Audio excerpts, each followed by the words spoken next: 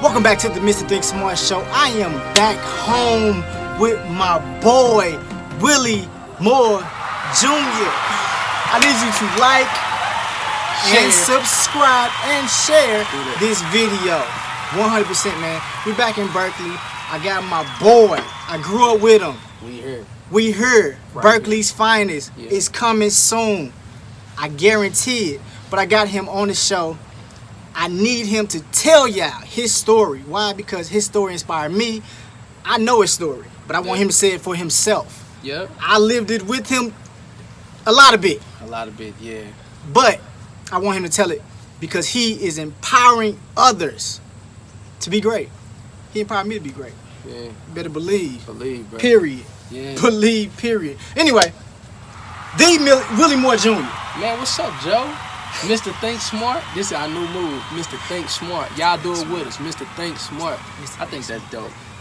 So listen, I know that this is about like success and how you get here and all that. But I do want to take the time to say this, like real talk, like I'm watching your journey. And so, you know, I won't reveal all that you're overcoming right now, but you being so consistent and going for what you believe in.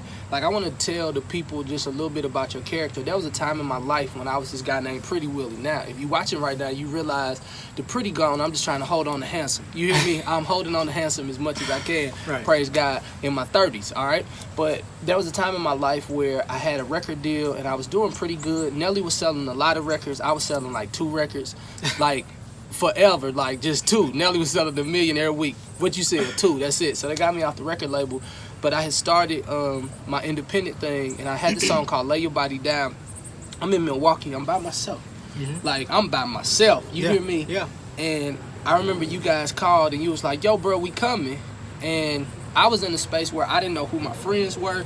I didn't know who I could trust because there was just so much going on. Long story short, like, in about 8 to 10 hours, you guys pull up in your car with a stick shift that didn't have all the gears right. Like that just had 3 gears. You know, you're supposed to have 5. But Joe got like 3 strong gears going from St. Louis to Milwaukee, Wisconsin.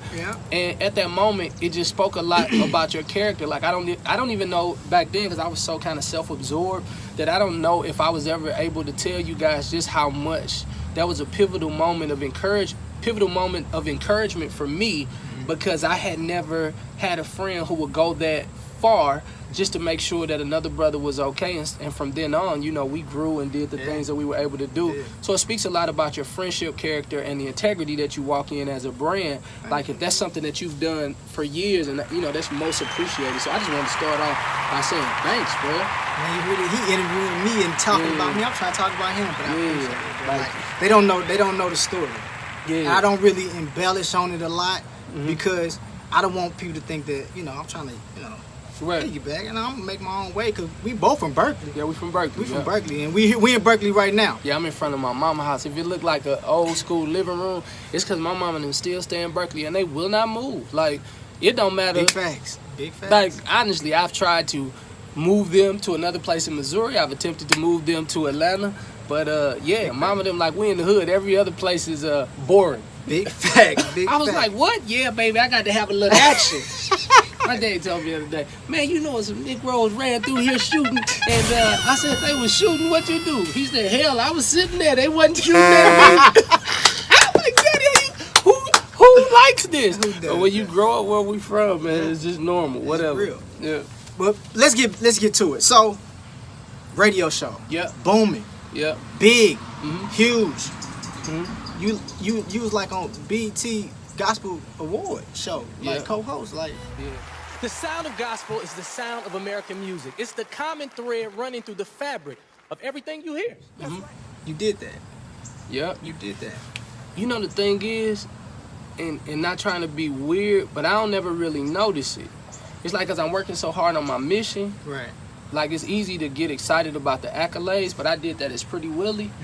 And so when I noticed that young African American males are still dying in the street every single day, Like, I just left our high school this morning, and I realized that people wear the hood as a trophy, but that's not the trophy. Like, you learn everything here, you go be successful, and you bring something back to the neighborhood. And so shifting the narrative, don't get me wrong, like, I enjoy all of this quote-unquote successes, but I think that's just a moment in time. But when you so locked into your purpose, like, I know I'm called to inspire, influence, and unite a culture of people who may not have ever seen, like, people of kingdom statue be as cool, and the Bible tells us that we are to make the teachings of God and the word of God attractive. And so most of the times this stuff just isn't attractive. And my goal is every time, like, Lord, use me to make it attractive. And we get off the stages, you make your money, you do what you're supposed to do, but yet there's so many people who are not experiencing the fullness of God just because they don't know that it's possible. So it's good to celebrate, but then as soon as you finish celebrating, you eat your little meal, it's time to go back and get right back on the grind. That's true. That's true. That's big. Now, you did that. You came out with an amazing book. Yeah. Amazing book. I bought it twice. Man, I appreciate you. Twice. I listen to it all the time in my car. I open it up. I look at it through my my little Nook iPad thing. I read it. I dissect it over and over again because it's so impactful. Because it's so real. And then you always be you. You're never somebody else. You're always you. So talk a little bit about the book because that's a big thing. I know you got another one coming out soon. Yeah. I'm chasing you because mine will be out in January. Get it. We talking about you. So that was a self plug. Hey man, get your plug. You gotta get Listen, the plug. It's nothing. You gotta get the plug. But let's talk about the book, man, because the book is amazing. You know what? The book, Happily After All, how to keep your relationship going when you are so tired of trying. My wife and I will be married 13 years in October, and it hasn't been the easiest ride because of some of my own personal insecurities. In the book, literally, I talk about if you are communicating with a person and they never hear what you said, they only hear what they heard. Like, there's always going to be a communication issue. So what I attempted to do was show young guys and young ladies in the age of social media how to really get your points across without offending the other person, unless you have to. The Bible tells us in Proverbs 15:1 that a gentle answer turns away wrath. And so that's one thing that I had to learn. Like, I'm from Berkeley. I don't do nothing gently. Okay, I run track, we go hard. We play football, we win. If we doing business, we go hard. So I grew up as this not so much a ferocious guy, but a very straight talker and just say what I mean what I say. And I learned that didn't work in marriage because I married a girl from St. Louis. She's from U City. So if I go hard, she go hard. And I've learned in communication that the more gentle I am, the more gentle she becomes, the more harmonic our communication becomes, and we become, we get to stay in agreement and we win. So we do communication, we talk about finances. I show people the power of agreement, how we took our little small business that was literally making about $100 every single week, 2 and 3 years, making it a $250,000 business out of our basement. You know what I mean? Moving to Atlanta, doing some things, and a lot of people don't know that. Like, they see the other things that are happening, but we were doing very, very well before before all the glitz and lights and TV and stuff. So the Lord blessed us there. And then finally we talk about infidelity. Something that I'm really not proud of, something that happened early in our relationship, and we show people how you can even get through that too, and show people the other side of faith in that. So if you in a relationship and it's tough, make sure you pick up the book, Happily After All book.com. We'll be right back. Hey! We're gonna run some stuff. Mr. ThinkSmart. ThinkSmart.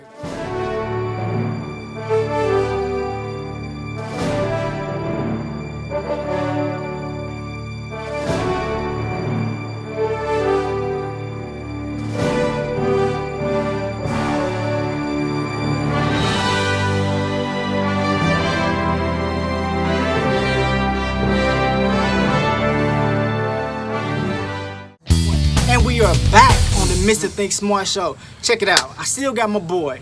We still in Berkeley. Like that. ThinkSmart. Willie Moore Jr. Wow. I like your take that you just did. You like that? Like, take 2 is dope. Like, I love what you're doing. It's dope. Thank you. It's pretty cool. Hey, he don't even know. He put the mic in my hand first. Yeah, at them clubs though. Don't be telling everybody where I had this little man in the club. He ain't had no license, no idea, nothing. I will not tell you what club that was. No. Let me tell you, I'm sorry for having you in the club and you was a young whippersnapper.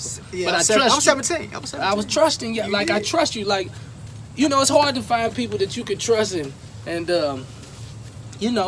watch the money and don't hurt nothing nobody. You know what I'm saying? True. I knew it was bad though. Like I knew I had went a little bit out of hand. That we had got so gangster in the streets. I know that sound crazy for me, Christian guy, whatever. But it's real. But we had got so gangster in the street. I remember walking in the studio one time, and then you came to the door, but you couldn't come to the door without a pistol. You can't you come to the door where we were. You couldn't come to the door without like a pistol. Yeah. And I remember it was in Joe's hands. And that was kind of like a pivotal moment too, where I was like, I gotta turn things around. Like if Lil Joe gotta carry a pistol, man, what kind of type of world are we living in? Like, I always been a great guy, but just a product of the environment. And I didn't want to be the person who, like, because they love me so much and they enjoy what we were doing so much. I just never wanted to be the guy who led people down the wrong path. Right. So I was like, man, shoot, we gotta start singing or something. Let's just go with singing. I ain't never seen no shootout at an R&B concert. Peaches and cream, ain't nobody doing that. I had to hit him with that lay your body down after that. Forget that woo. Yeah. Woo! We walk in the club, they be like, woo! Man, they was shooting in the club like, woo! Yeah. I'm like, no. You know what? Let's stop that. Okay, my bad. Stay tuned for that later. But anyway, so you got the book. Yep. And then you're moving forward. Your family's growing, even now, even growing even more. Yes. And now you got a TV show about to come out. Yeah. So talk about that and talk about what you got coming out, man. You know what? I'm producing television and film now. Like, that's kind of the thing. I've been doing it silently for the last 3 years. Right. Like, I've been sitting at the feet of a lot of amazingly wise creators. One of which I love to like, Bentley Evans. She's the creator of Martin. That's like one of my go-to guys. Shout out to Devon Franklin, being able to hang out and just kind of be in his office and learn his ins and outs. And then, of course, David E. Talbert. He produced some amazing films. So I've been sitting under the feet of some amazing producers and content providers. And so now it's our turn, you know what I mean? Right. I will tell you this, it is costing so much money. When I tell you that, like, for the level of quality faith-based content that I want, like, I don't want it to be corny. Everything is not going to be a happy ending, you know what I mean? So I got a really dope writing team. Shout out Nigel, shout out Jasmine Burke. Like, love y'all, some great writers. And you know, we just coming out with some cool faith-based content. 2019 is going to be a year that you'll get a chance to experience Will Flow Global Media. It's pretty dope. It's funny thing about it is I was there when Will Flow started, and now to see it grow like it's been growing, it's huge. So before we get up out of here, give me your handles. Oh, my handles. I didn't know what that was. and Willie Moore Jr. Live, or just go to williemoorejr.org. We got a huge initiative with adoption. It's kind of my heart, but the Believe campaign, we're believing that 114,000 children will be adopted or placed back into their homes. That's homes that are safe. So log on to williemoorejr.org. At Willie Moore Jr. Live, a lot of fun, crazy content on my page. So if you want to get your giggle on and be inspired at the same time, kind of like a good gumbo, bow, there you go. So, you heard it. With me, Mr. Think Smart, on the Think Smart Show. Mr. Think Smart Show with Willie Moore Jr. I know him as Lil Will, but Willie Moore Jr., man. Go check him out. I'm so glad to be here with you. Hey, one day we're going to have like a set with like a TV thing in the back, and I'm going to be like, bro, you remember I gave you that interview that day I had on that little bitty pants and that little bitty tank top. Don't forget me, bro. I got you. Don't forget me, bro. I ain't gonna forget. Hey, don't forget me. You ain't never forgot me. I ain't gonna never forget you 100. Hey, flat out. Flat out.